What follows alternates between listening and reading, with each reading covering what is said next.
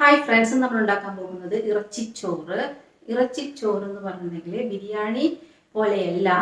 നമ്മൾ ബീഫിലാണ് സാധാരണ ചെയ്യുക, പക്ഷെ നിങ്ങൾക്ക് ചിക്കനിലോട്ടുള്ള ചെയ്യാം. അതുപോലെ നമ്മൾ സാധാരണ പുഴുങ്ങലരി വെച്ചിട്ടാണ് നമ്മൾ ഇറച്ചിച്ചോറ് ഉണ്ടാക്കുന്നത്.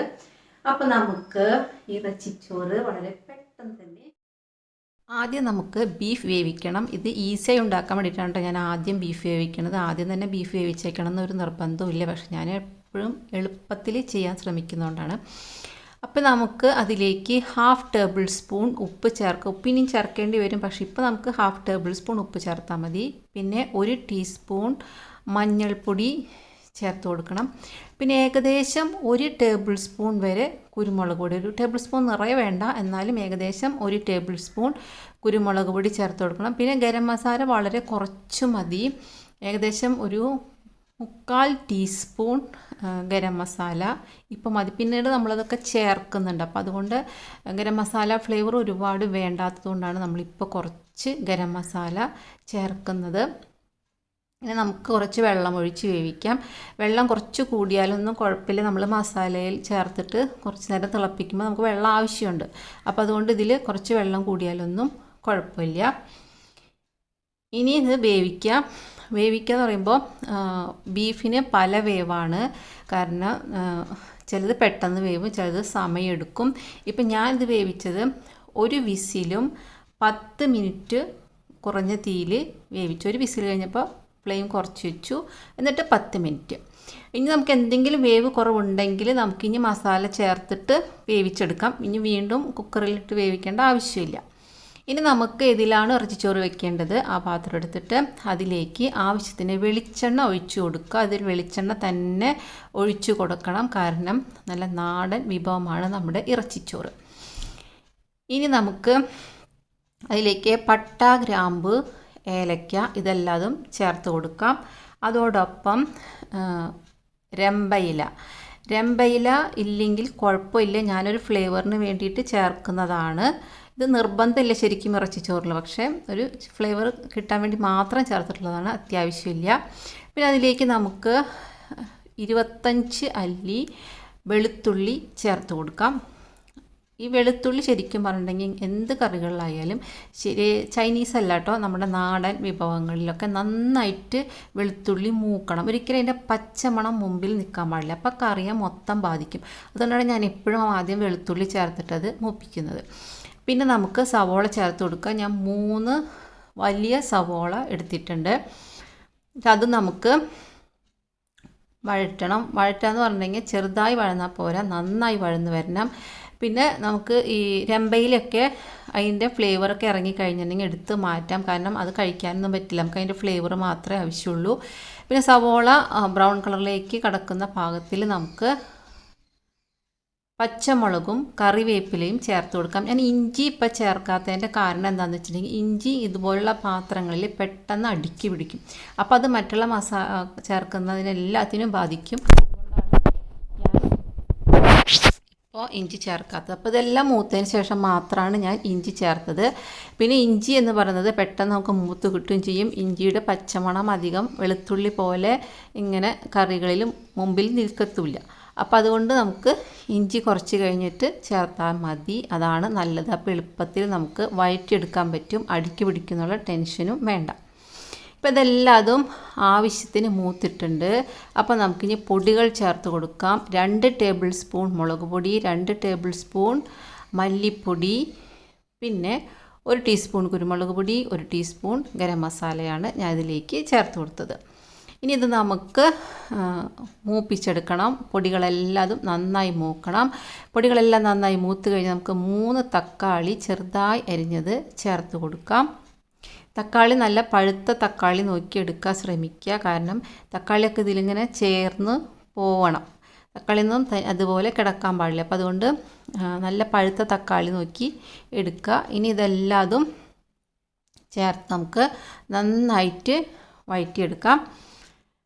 ഇറച്ചിച്ചോറ് നമുക്ക് സാധാരണ എല്ലാ റെസ്റ്റോറൻറ്റിലൊന്നും ഉണ്ടെന്ന് എനിക്ക് തോന്നുന്നില്ല, പക്ഷേ പ്രത്യേകമായിട്ടുള്ള റെസ്റ്റോറൻറ്റിലൊക്കെ നല്ല രുചിയിൽ അവർ ഉണ്ടാക്കുന്നുണ്ട്, അവർക്ക് അവരുടേതായ റെസിപ്പികളും ഉണ്ട്.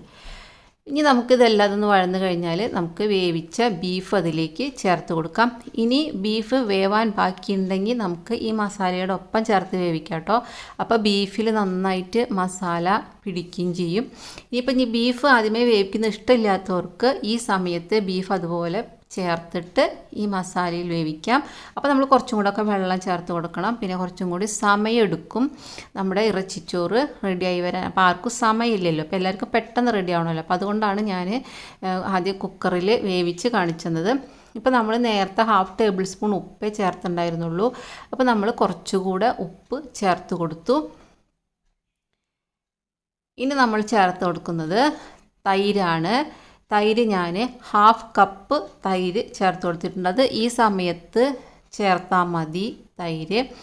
ഇനി ഇതും കുറച്ച് നേരം, ഒരു 5 മിനിറ്റ് നേരം നമ്മൾ തൈര് ചേർത്തതിന് ശേഷം ഇനി അതെല്ലാം എണ്ണ തെളിഞ്ഞ് വന്നാൽ നമ്മൾ ചോറ് ചേർത്ത് കൊടുക്കുക. നമ്മുടെ പുഴുങ്ങലരി വേവിച്ചതാണ് ഇത്, അല്ലാതെ ബസുമതിയോ കൈമയോ ഒന്നുമല്ല ചേർക്കേണ്ടത്. നമ്മൾ സാധാരണ ഉച്ചയ്ക്ക് വേവിച്ച് കഴിക്കുന്ന നമ്മുടെ ചോറ്, നമ്മുടെ പുഴുങ്ങലരി ചോറാണ് നമ്മളിതിലേക്ക് ചേർത്ത് കൊടുക്കുന്നത്.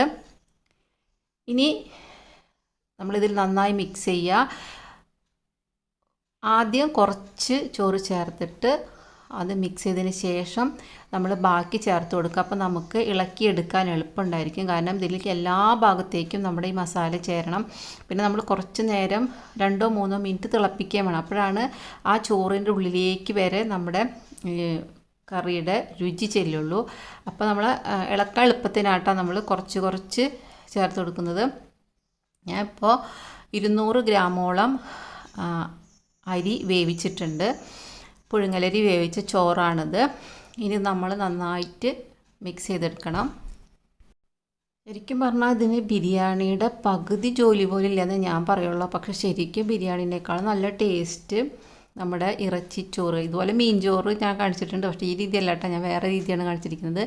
വെറുതെ നമുക്ക് ഇഷ്ടമുള്ള രീതിയിൽ മീൻ കറി വെച്ചിട്ട് നമ്മുടെ പുഴുങ്ങലരി ചോറ് വേവിച്ചത് ചേർത്തിട്ട് നല്ല പലതരത്തിലുള്ള മീൻ ചോറ് നമുക്ക് ഉണ്ടാക്കാം. അതുപോലെ ചിക്കൻ, ബീഫ്, മട്ടനിലൊന്നും ഇതേ റെസിപ്പി തന്നെ വേണമെന്നൊന്നുമില്ല. നമുക്ക് ഇഷ്ടമുള്ള റെസിപ്പിയിൽ നമുക്ക് ചോറ് ചേർത്ത് ഇളക്കി വ്യത്യസ്തങ്ങളായിട്ടുള്ള ഇറച്ചിച്ചോറുകൾ ഉണ്ടാക്കാം.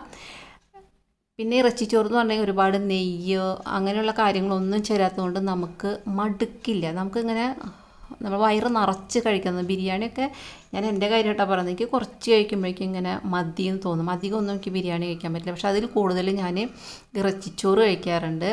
അത്രയ്ക്കും ടേസ്റ്റാണ് എനിക്ക് ഇറച്ചിച്ചോറിന് തോന്നിയിട്ടുള്ളത്. നിങ്ങൾ ഒരുപാട് പേര് കഴിച്ചിട്ടുണ്ടായിരിക്കും ഇറച്ചിച്ചോറ്.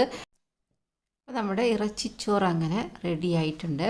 ഇനി നമുക്ക് കുറച്ച് ഇലകളുടെ ഫ്ലേവറൊക്കെ വേണമല്ലോ. മല്ലിയില, പുതിനയില, അങ്ങനെയുള്ള ഇലകളുടെ ഫ്ലേവർ വേണം. പക്ഷെ അതൊന്നും അധികം വേണ്ട, കുറച്ച് മതി. അത് അവസാനം കുറച്ച് ചേർത്ത് കൊടുക്കുക, മല്ലിയിലും പുതിനയിലും കൂടിയിട്ട്.